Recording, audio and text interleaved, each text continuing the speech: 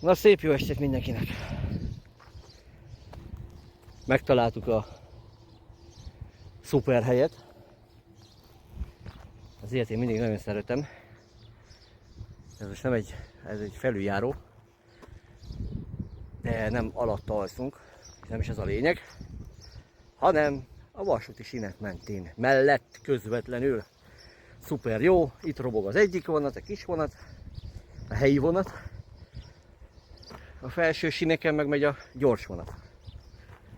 Csináltam egy jó pár vonatos felvételt, ahogy robognak. Majd ki fogom rakni, amikor összevágtam a videókat.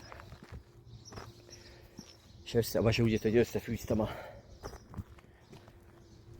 videókat, hogy akkor azok, akik esetleg nem láttak még spanyol vonatokat, azoknak megmutatom, hogy ezek hogy néznek ki. Mondjuk utazni aztán nagyon nem fogok rajta. Az annyira nem érdekel. Utaztam már.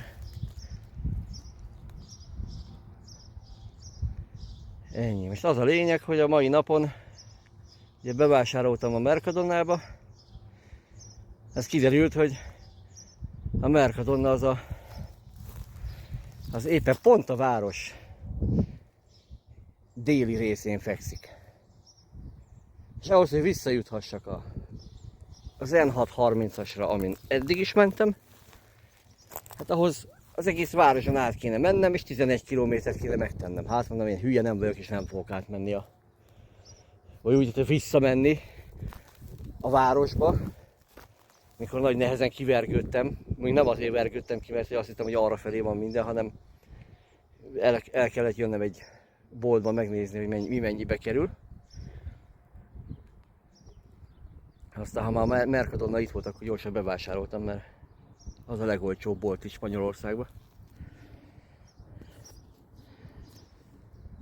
Aztán úgy döntöttem, hogy tovább indulok azon az úton, ami kivezet. Ez az N121-es, ha minden igaz. De már megnéztem, hogy hogyan kell átjutni a 630-ashoz. Ez az olyan 30 kilométer, de majd azért hónap utára meg is lesz. Remélem nem lesz benne meredek emelkedő, amihez nagyon tolni kellene. Hát így a napocska az még legalább fél órán keresztül itt fog boldogítani. Ilyenkor elég meleg van még azért a sátorban, hiába van. Mennyi az idő? Hiába van 10 perc vagy 9 óra, akkor is még meleg van a sátorban.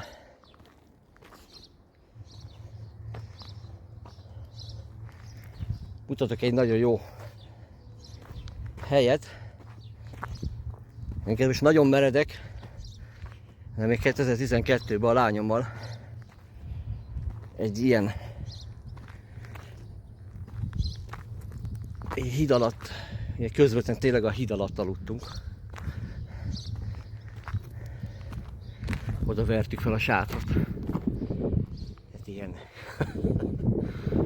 szuper meredek. Ha gyalog lennék, talán bevállalnám ezt a részét, és valahogy felmásznék oda. És akkor ott aludnék.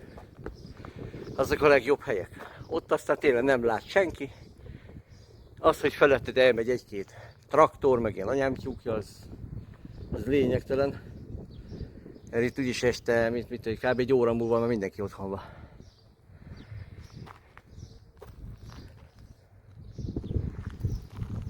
Szóval jók vagyunk így. Majd elkezdem megcsinálni a vonatos videót, aztán az is kikerült. Na, addig is további szép estét nektek!